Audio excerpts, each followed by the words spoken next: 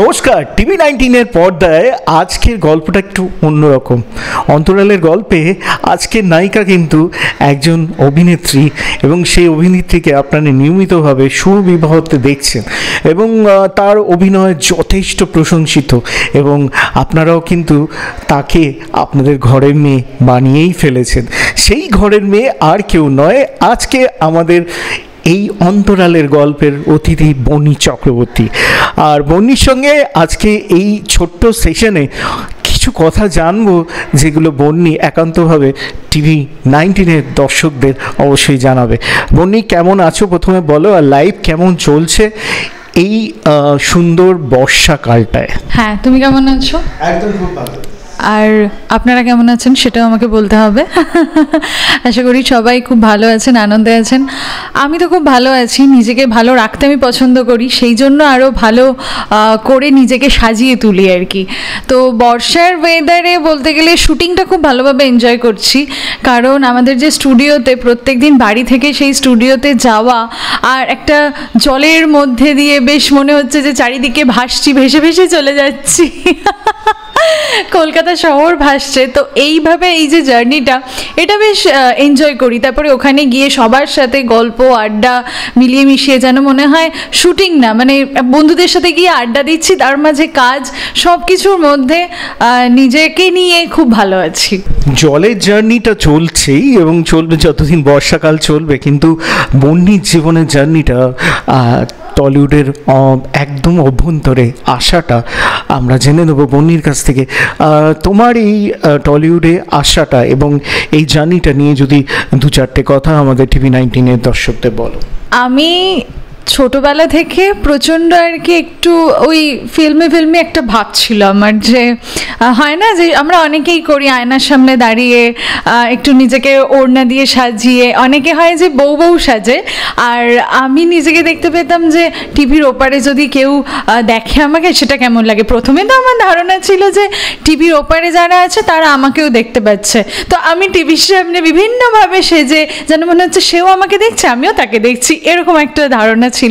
কিন্তু তারপরে আস্তে আস্তে যখন বড় হতে শুরু করলাম, ওই আয়নার সামনে দাঁড়িয়ে সাজগোজ, এই ব্যাপারটা একটা যে অভিনেত্রী হব এরকম একটা ব্যাপার ছিল মনের মধ্যে। কিন্তু ছোটবেলা থেকে আমার অভিনয়টা শেখা হয়ে ওঠেনি, নাচ গান আবৃত্তি পড়াশোনা সব কিছুর মধ্যে দিয়েই চলছিল। তো চলতে চলতে ভাবিনি কোনোদিনও এই একটা এত ভালো জায়গা পাবো বা এত ভালোভাবে নিজের ড্রিমটা ফুলফিল করতে পারবো। অনেক রকম বাধা বিপত্তি মানুষের জীবনে তো থাকেই। আমার জীবনে জানি না অনেকের জীবনের থেকে আমার জীবনটা কতটা আলাদা, কিন্তু আমি মনে করি যে এই কিছু বাধা বিপত্তি থাকে বলেই আমরা সাকসেসফুল হতে পারি। তো সেইটা আমার জীবনে খুব দরকার ছিল। আমরা অনেকে অনেক টাইমে দাঁড়িয়ে ভাবি যে আমাদের সাথে খারাপ কেন হয়, খুব কি দরকার এই খারাপটা হওয়ার, কোনো জায়গা থেকে কি ভালো হতে পারে না, কিন্তু আমরা বুঝতে পারি না যে খারাপটা না হলে আমরা ভালোর ফিলটাই পাবো না, সেই খারাপটা এই জন্য হওয়াটা খুব জরুরি। তো হ্যাঁ, কথা বলতে বলতে কথা পরিপ্রেক্ষিতে আসবেই। তো জার্নিটা খুব কঠিন ছিল, খারাপই ছিল আমার সেই সময় মনে হয়েছে। এখন বলবো যে জার্নিটা খুব ভালো ছিল। সেই জার্নিটা ছিল বলে আমি আজ এখানে দাঁড়িয়ে এতগুলো কথা বলতে পারছি বা আপনাদের সকলের সাথে সেটা শেয়ার করতে পারছি। একদম, এবং সেই জার্নিটার মধ্যে আমরাও কিন্তু এসে গেছি, টিভি-19-এর যারা দর্শক রয়েছে এবং আমি নিজেও এই জার্নিটার অংশীদার হতে পেরে আমারও ভীষণ ভালো লাগছে। এক্সটেন্ডেড একটা ফ্যামিলি, নিজের ফ্যামিলির বাইরে শুভ বিবাহ ফ্যামিলি, সেই ফ্যামিলির টকঝাল যে মিষ্টি যে কেমিস্ট্রিটা অফ অ্যান্ড অন থাকে, সেটা নিয়ে যদি একটু বলো। হ্যাঁ, আমি একটু শাই, মানে প্রথমে সবার সাথে কথা বলতে খুব কমফর্টেবল ফিল করি না। তো ওখানে গিয়েও আমি সবার সাথে মানে কমফর্টেবল হয়ে উঠতে পারছিলাম না। আমার মনে হচ্ছিল আমি খুব ভয় পাই যে সবাই সিনিয়র আর্টিস্ট কী বলবে, কীভাবে আমাকে নেবে। তার মধ্যে আমার প্রথম শট ছিল হানিদার সাথে, মানে আপনাদের সকলের প্রিয় তেজ। তো হানিদাকে আমার প্রচণ্ড একটা রাশভারী মানুষ মনে হতো, বা এখনও হয়, কিন্তু কিছু ধারণা হানিদার জন্যই পাল্টেছে। হানিদা খুব ভালো একটা মানুষ, আর এত ফ্র্যাঙ্ক, এত ভালোভাবে গুছিয়ে নেয়। আমি ফার্স্ট সিনটা যখন করি আমার একবারের জন্য মনে হয়নি যে আমি একটা আমার থেকে অনেক সিনিয়র আর্টিস্টের সাথে স্ক্রিন শেয়ার করছি, বা আমি তাকে চিনি না, বা একটা জড়তা যেটা ফিল হয়, আমাকে পুরো কাটিয়ে দিয়েছিল, আমাকে পুরো কমফোর্টেবল করে নিয়েছিল। এবং আমাদের ডিরেক্টর সায়নদা মানে আমাকে বলছে, হ্যাঁ আপনি করুন, কোনো চাপ নেই, এইভাবে এইভাবে করবো। আরেকবার মনিটর করি, করতে করতে ব্যাপারটা পুরো ক্যাজুয়াল হয়ে গেল। আমার মনেই হলো না যে আমি এটা ফার্স্ট ডে ফার্স্ট শট দিচ্ছি। তো তারপরে আমি শটটা দেওয়ার পর, একটা পুরো সিন কমপ্লিট করার পর আমি জিজ্ঞাসা করলাম হানিদাকে যে হয়েছে, কো আর্টিস্টকে এটা তো জিজ্ঞাসা করা উচিত। বলছে একদম সায়নদাকে জিজ্ঞাসা করলাম, আমাদের ডিরেক্টর। তো সায়নদা বললো খুব ভালো হয়েছে। তো এইটা পেয়ে যে হ্যাঁ ভালো লাগলো। তারপরে আরেকটা ঘটনা আমার ওখানে ঘটেছিল। ওই দিনে আমার একটা ফার্স্ট এন্ট্রি শট ছিল, আর যেটা আমি ফার্স্ট শট দিয়েছি ওটা অ্যাকচুয়ালি একটা সিন ছিল, কিন্তু এন্ট্রি শটটা পরে নেওয়া হয়েছিল। তো আমার এখনও এখানে হাতে দেখা যাচ্ছে এই জায়গাটা, মানে সেটার জন্য দায়ী আর কি। আমার দর্শকরা এখনো সেটা দেখতে পাচ্ছেন, কিন্তু আমি দেখলাম যথেষ্টভাবে ইনজোর্ডের একটা। হ্যাঁ, অ্যাকচুয়ালি আমার ফার্স্ট শট ছিল যে প্রথমে আমার পাটা রিভিল হবে, দেন হাতটা দেখা যাবে, আমি পুজোর ডালি নিয়ে ঢুকছি, ঠাকুরকে প্রণাম করছি। তো এরকম একটা শট ছিল। তো আমি পরেছিলাম একটা সিল্কের শাড়ি। তো আমি মানে গণেশ ঠাকুরের মূর্তির কাছে যাওয়ার সময় আমি সবাইকেই বললাম যে ধূপ আর প্রদীপটা একটু সরিয়ে নিতে। তো সবাই এবার শটের দিকে সবারই মন, তো আমারও দিকে মন যে হ্যাঁ এটা ভালো করে দিতে হবে, ভালো করে ফার্স্ট শটটা দেবো। এবারে আমি জাস্ট এরকম করে হাতটা বাড়িয়ে মনিটর হচ্ছে, আমি জাস্ট বলছি দেখো আমার সাথে গ্যাপটা ঠিক আছে তো, এখানে ফুলটা দেবো। আমি জাস্ট এদিকে তাকিয়ে বলছি, এদিকে দেখলাম একটা ঝলকানি আসছে কিছু। আমি জাস্ট এদিকে তাকালাম, দেখছি আমার আঁচল দাউ দাউ করে জ্বলছে, দাউ করে। আর কি হয় শিফনের শাড়িতে সিনথেটিক হলে কি হয়, হ্যাঁ সিনথেটিক হলে তাড়াতাড়ি আগুনটা লেগে গিয়ে না স্প্রেড করে যায়। এবার আমার এত বড়ই অ্যাক্সিডেন্ট হতে পারতো, আমার পুরো এই হাত উপরন্ত আমার চুলের নিচের পোর্শন, আমার চুলটা এতটা ছিল, নিচের পোর্শনও কিছু কিছু পুড়ে গেছে। দেন আমি আর এই হাতটাকে পুরো বাঁচাতে পারিনি, আঁচলটা ছিল তো আঁচলটা এরকম গোল করে পুরো পুড়ে ফুটো হয়ে গেছে। তো তখন আমাকে আমি 10 মিনিট যাবৎ কেঁপেছি, আমি পুরো কেঁপেছি। তো সবাই মিলে না মানে হঠাৎ করে কি হয়ে গেল, কিভাবে নিবলো, কি হলো আমি জানি না, সবাই এসে আমাকে জড়িয়ে ধরেছে পুরো। তো বলছে শান্ত শান্ত শান্ত, আমি জাস্ট কাঁপছি, এতটাই প্যানিক হয়ে গেছে। আমি সেইটার পর থেকে এই 2 মাস হলো আজও অবধি আমি আগুনে ভীষণ ভয় পাই, মানে আমি পারি না ওটা নিতে। আমার মনে হয় একদিন প্রদীপে ছিল, আমি আগুন আগুন আগুন সরাও, মানে এরকম হয়ে গেছে। তো ওই শাড়িটা তারপরে চেঞ্জ করে ওরা আবার নতুন করে ওটাকে সেলাই টেলাই করে, তো তখন আমাকে বলছে ডক্টরের কাছে নিয়ে যাব। তো আমি তখন আমার মাথায় ঘুরছে কি, আমাদের জীবনে অনেক কিছু হয়, আমরা অনেক জায়গা থেকে অনেক সময় বাদ পড়ে যাই। আমরা এরকমও হয়েছে আমি প্রোমো করে তারপরে আর আমি সিনটা করতে পারিনি, কোনো রকম কোনো সমস্যা, গল্প চেঞ্জ, আর্টিস্ট চেঞ্জ, এরকম মাধ্যমে তারপরে আর হয়নি। তো আমরা আর্টিস্টরা না মানে প্রচণ্ড অনেক সময় ইনসিকিউরিটিতে ভুগি, শুধু পার্সোনাল লাইফে না, প্রফেশনাল লাইফেও। তো আমার তখন মনে হচ্ছে যে এটার জন্য আমি যদি কালকে কোনোভাবে কোনো প্রবলেম হয়, আমি যদি শটটা না দিতে পারি, কোনো কিছু হয়, আমি বললাম আমি ডক্টরের কাছে যাব না। ডক্টর তো একটা ওষুধ, এবার পুড়ে গেলে কি হয়, ইনস্ট্যান্ট যেটা হওয়ার তো সেটা হয়ে গেছে, আর তো কিছু করার নেই। আমি বললাম আমি ডক্টরের কাছে যাব না। ডক্টরকে ফোন করে ডক্টরের সাথে কনসাল্ট করে যদি মেডিসিন হয়, তো মেডিসিনটা এনে দেওয়া হলো আমাকে। মেডিসিনটা এনে দেওয়ার পর মেডিসিনটা লাগানো হলো, শাড়িটা ঠিক করে দেওয়া হলো। আমি ওইটা নিয়েই একটা পুরো সিন করলাম, এই হাতটা নিয়েই। কারণ সত্যি কথা বলতে এটাকে রিয়েল ডেডিকেশন এবং একটা প্রফেশনের প্রতি ভালোবাসা, সেটা বন্যি করে দেখিয়েছে। এবং ওর যে এই দুর্ঘটনাটা, সেই দুর্ঘটনাটার মধ্যেও কিন্তু একটা অনিশ্চিত ভবিষ্যতের কথা চিন্তা করে যেটা ও বলল, কালকে কি হবে সেটা তো আমরা কেউই জানি না।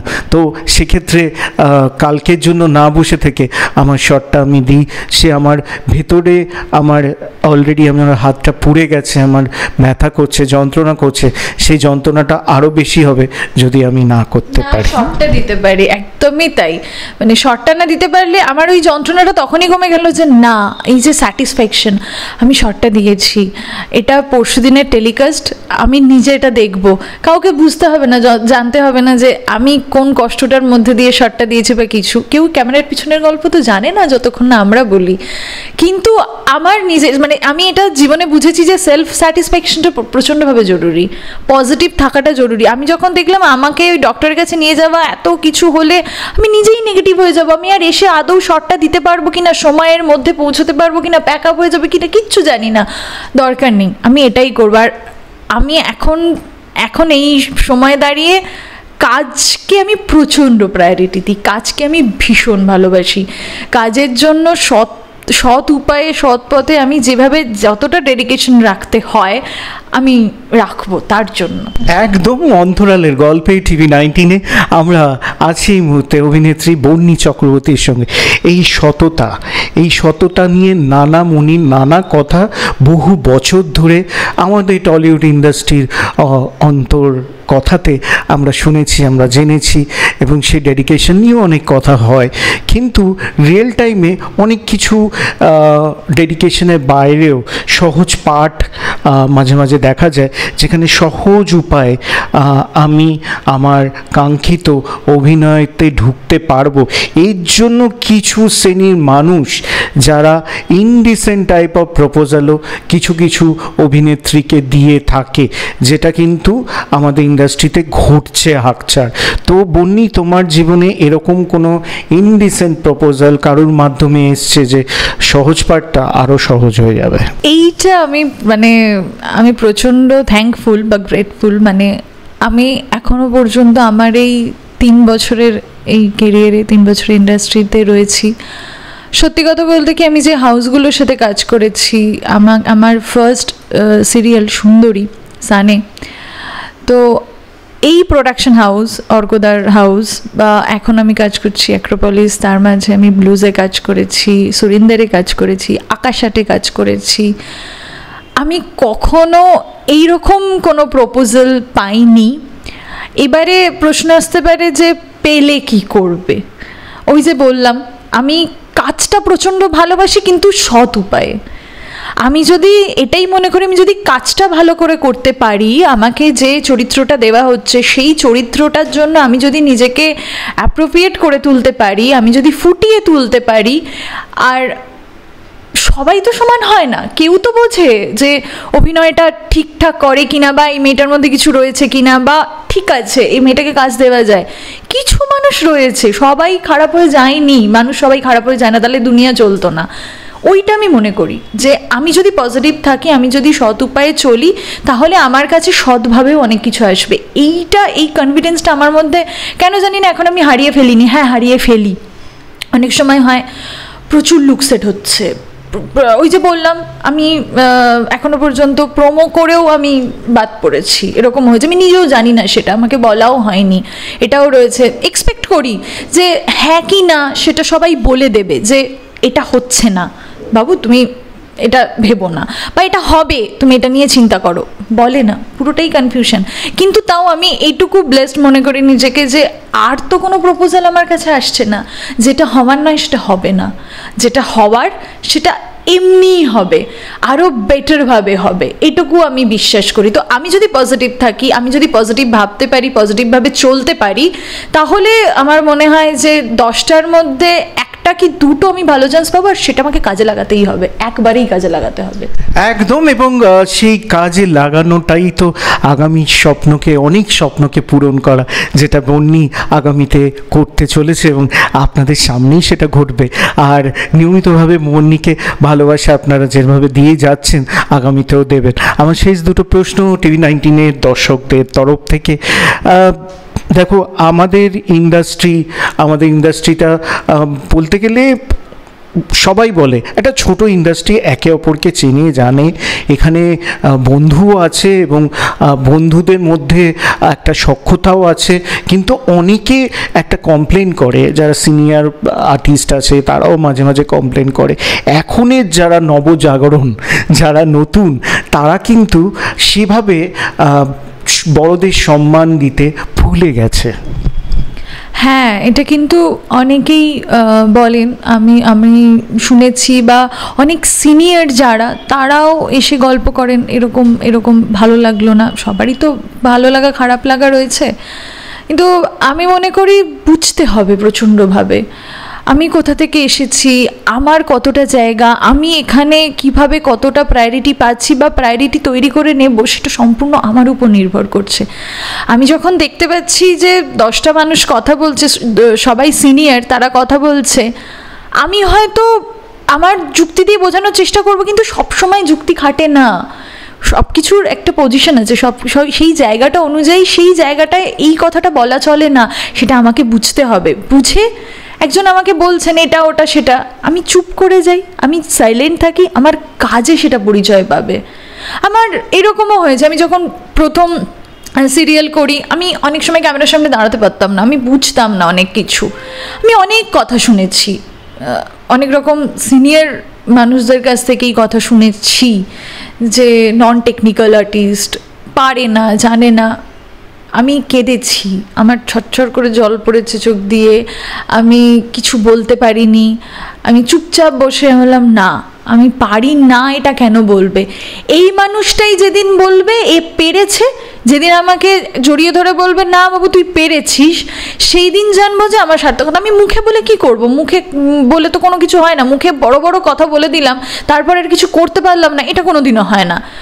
তো সেইটা মনে মনে তাকেও গিয়ে বলিনি কিন্তু, যে আপনি বা তুমি আমাকে যে কথাটা বললে সে ঠিক বললে না, আমি এটা প্রমাণ করে দেবো, এটা আমি বলিনি। 1 বছর ঘুরতে না ঘুরতে আমি এরকমও হয়েছে, প্যাক আপ হয়েছে, আমি ক্যামেরার পিছনে বসে থাকতাম। অনেকে বলতো শিখতে পারবি, ক্যামেরার পিছনে বসে আছি সেইভাবে পারবি, বাট আমি বসে থাকতাম। যে বলছে যেদিন আমি শিখবো ওরাই চুপ করে থাকবে, বলবে যে না, বা একদিন এমন একটা জায়গা পাবো ওরা বলবে যে না তুই পেরেছিস, এই যে পারবি না বলেছিলাম পেরেছিস। আর সত্যি আমি ব্লেসড যে আমি যেটা মনে করেছিলাম আর সেটাই আমার সাথে হয়েছে। সেই মানুষটি, যে মানুষটি আমাকে একটা টাইমে বলেছিল যে হবে না, এটা নয়, সেই মানুষটি আমার নিজের অভিনয় সেই কাজের দ্বারাই বলেছে যে কি ভালো অভিনয়টা করলি। এইটা আমি পেয়েছি জীবনে, আমার এই ছোট্ট কেরিয়ারে, এইটুকু বছরে এটা আমি পেয়েছি। তো এই জন্যই হয় যে নিজেকে বুঝে চলতে হয়, সবাইকে বুঝেও চলতে হয়, কোথায় কি বলার দরকার, কোন কাজটা করার দরকার, সেটা প্রচণ্ড বুঝতে হয়, তবেই মানুষকে সম্মান দেওয়া যায়। আর সম্মান তুমি যখন দেবে তখন তুমি এক্সপেক্ট করবে যে পাবো, সম্মান তুমি দেবে না আমি পেয়ে যাব বা সবাই আমাকে মাথায় তুলে রাখবে, সেটা মনে করাটা প্রচণ্ড ভুল। একদম। এবং মুন্নির কথা ধরে আগামীতে এই সম্মানের প্রশ্নে আশা করি আমরা সবাই যারা ইন্ডাস্ট্রি ইন আউট যারা রয়েছে তারা প্রত্যেকেই খেয়াল রাখবে কিভাবে আগামীর যারা আছে অভিনেতা অভিনেত্রী বড়দের তারা কিভাবে সম্মান করবে। এইটুকু আমি বুঝেছি যে ধৈর্য রাখাটা প্রচণ্ড ইম্পর্টেন্ট। আমার কিন্তু খুব কম ধৈর্য, কিন্তু তাও আমি ইন্ডাস্ট্রিতে এসে শিখেছি, মানুষজনের সাথে মিশে শিখেছি ধৈর্য রাখাটা প্রচণ্ডভাবে ইম্পর্টেন্ট। আর ওই সৎভাবে থাকা আর চুপ করে থাকা। এমনি এমনি আমাদের প্রবাদ বাক্যগুলো কিন্তু আসেনি যে বাবা শত্রু নেই। চুপ করে থাকা, চুপ করে জেদ হোক কষ্ট হোক সেটা ওই কাজে পরিচয় দেওয়া। এই শুভবিবাহতেই যে আমি প্রথমে ভাবতাম এখানকার সবাই খুব ভালো, সোনামণিদি, গীতুদি, মানে পিয়ানদি, মানে শুরু করে সবার সাথে আমার এত ভালো বন্ডিং। এমন 2 দিন শুটিং না থাকলে আমি গিয়ে শুনি এই ওখানে আমার চরিত্রের নাম ঈশিকা, ঈশিকার কথা বলছিলি, ঈশিকা আসেনি, নে ঈশিকা এসছে। মানে আমি কিন্তু ওখানে চুপচাপই বা খুব একটা কথা বলি সেটা না, কিন্তু আমাকে এত সবাই আপন করে নিয়েছে, সবাই এত ভালোবাসে। শাশ্বতী দি মানে আন্টি এত সিনিয়র একটা মানুষ, সেখানে তিনি এত সুন্দর হেসে পজিটিভ ভাইবস নিয়ে কথা বলেন, হানিদা সবাই মিলে যায় ইয়ার্কি মারে, মানে ওটাতেই আমি পজিটিভ ভাইবস পেয়ে যাই আর ভালো লাগে। মনে হয় যে ইন্ডাস্ট্রিতে এরকমও মানুষ আছে যারা শুধু নিচে নামাতে জানে না, যারা জানে যে কিভাবে মানুষকে সম্মান করতে করতে হয়, তাদের কিভাবে কাজ করিয়ে নিতে হয় এটা জানে। আর তার জন্য আমি প্রচণ্ডভাবে থ্যাঙ্কফুল অ্যাক্রোপলিস এন্টারটেনমেন্টের কাছে, স্নিগ্ধা ম্যামের কাছে, পায়েলদির কাছে, যে ওরা না থাকলে আমি এই টিমটা পেতাম না, আমি বুঝতাম না। বা আমি অর্গানিকের কাছে এতটা কৃতজ্ঞ, অর্কদা, দেবলীনাদি, পারমিতাদি, মানে আমার কেরিয়ারের শুরু যদি ওনারা না করতেন আজকে আমি এই জায়গায় বসে বা এই এত কথাগুলো বলতে পারতাম না, এত এক্সপিরিয়েন্সের কথা সবাইকে শেয়ার করতে পারতাম না। আমি ভীষণ থ্যাঙ্কফুল। একদম একদম শেষের দিকে আমরা শেষ প্রশ্নে চলে এসেছি বন্নির কাছে। বন্নি, সবচেয়ে সফট টার্গেট কিন্তু হয় আমাদের অভিনেতা অভিনেত্রীরা, তারাই কেন জানি না পেজ 3-র সবচেয়ে একটা গুরুত্বপূর্ণ ক্যারেক্টার, আবার অবহেলার দিক দিয়ে তারাও কিন্তু গুরুত্বপূর্ণ ক্যারেক্টার। কেননা সাধারণ মানুষ তাদেরকে রোজ দেখছে এবং তারা তাদের জীবনের সঙ্গে মানে সমতুল্য তারা মনে করে, এবং কিছু পান থেকে চুন খসলেই তারাই কিন্তু সবচেয়ে আগে সমালোচনা এবং ট্রোল করে। হ্যাঁ, সেটা তো হয়ই, কারণ আমরা ফেসবুক, ইনস্টাগ্রামে আমাদের থাকতেই হয়, না থাকলে আমাদের রিচ কমে যায়, ফলোয়ার্স কমে যায়, সবাই দেখতে চায়। এবার সবাই তো বিভিন্ন মেন্টালিটি নিয়ে থাকে না, তো তারা কিভাবে ভাববে সেটা ভাবলে চলবে না। আমি চেষ্টা করব যে আমি শুধুমাত্র আমার কথাই বলছি, আমি কারোর কথা বলছি না। আমি এটাই ভেবে সোশ্যাল মিডিয়াটাকে হ্যান্ডেল করি বা মেনটেন করি যে আমি যা যা ভালো কিছু করব সেটা আমি শেয়ার করার চেষ্টা করব, বাজে কিছু আমি শেয়ার করতে পারবো না। জীবনে আমাদের অনেক নেগেটিভ দিক থাকে, সেগুলো নিজের জন্য। এই নেগেটিভ দিকগুলো থেকে তুমি নিজে যতটা বেরোতে পারবে তত ভালো। তো আমি যেটুকু সবার সাথে শেয়ার করব, ভালোটাই শেয়ার করব। তাতে যদি মানুষ ভালোটুকু নিতে পারলেন তাহলে আমি ভীষণ তাদের কাছে কৃতজ্ঞ। আর যদি তার মধ্যে থেকেও খুদ মানুষ বের করি, আমরা অনেক রকম কমেন্টস পাই, অনেক রকম খুদ বের করেছে, রিপ্লাই করি না, ঠিক আছে, তোমার এটা মনে হচ্ছে। এবার আমার মনে হয় যে তাহলে আপনারা আমাকে ফলো করেন কেন, দেখেন কেন, মনে হচ্ছে ঠিক আছে আপনারা ফলো করবেন না, দেখবেন না, ইটস ওকে। কিন্তু আমি চেষ্টা করি পজিটিভ ভাইবসগুলো দেবো। বা এরকম হয় আমি কোনো মেকআপের ভিডিও শেয়ার করেছি, তো ডেইলি লাইফে আমরা অনেক রকম মেকআপ করে থেকে ভিডিও শেয়ার করেছি, কেউ বললো যে এটা তো আপনি দেখালেন না বা এটা তো করলেন না। আমি এইটাকে ভালোভাবেই নিই যে ও দেখায়নি, আচ্ছা মিস্টেক হয়ে গেছে, পরের বার আমি পরের ব্লগ করি আমরা এখন অনেকেই, বা কোনো ভিডিও শেয়ার করি, তখন বলে দিই আমি কিন্তু আগের ভিডিওতে এটা দেখাইনি। আর আমি প্রচণ্ডভাবে থ্যাঙ্কফুল, আমার ভালো লেগেছে যে উনি আমার ভিডিওটা পুরোটা দেখেছেন, দেখে বললেন যে এটা তো শেয়ার করোনি, তাহলে এটা করে দাও, তাহলে আমি পরের ভিডিওতে শেয়ার করতে পারবো। এই যে উনি পুরো ভিডিওটা দেখে পুরোটা বললেন, এটা আমার খুব ভালো লেগেছে। তো ওনারা কীরমভাবে বলেছেন আমি জানি না, কিন্তু আমি পজিটিভভাবে নিলাম। তো এইটুকু আমি মনে করি চলছি। আগামী দিনে আশা করি আরও ভালো কিছুই হবে, ভালো কিছু রেসপন্স পাবো। একদম। এবং অন্তরালের গল্পে আমরা TV19-এ এতক্ষণ ছিলাম অভিনেত্রী বন্নি চক্রবর্তীর সঙ্গে। আমি চলতে চলতে থেমে কখনোই যাব না, চলতে চলতে অবশ্যই সামনের দিকে এগোবো এবং আপনাদের সবার ভালোবাসা পাবো, এই শুভকামনা অবশ্যই বন্নির আপনাদের তরফ থেকে। আর আগামীতে এরকমই আড্ডা চলতে থাকবে অন্তরালের গল্প TV19-এর পর্দায়, একদম দেখতে ভুলবেন না। এবং আজকের এপিসোডটা আপনাদের কেমন লাগলো সেটা অবশ্যই জানাবেন। ভালো থাকবেন, সুস্থ থাকবেন এবং সঙ্গে রাখবেন TV19। নমস্কার।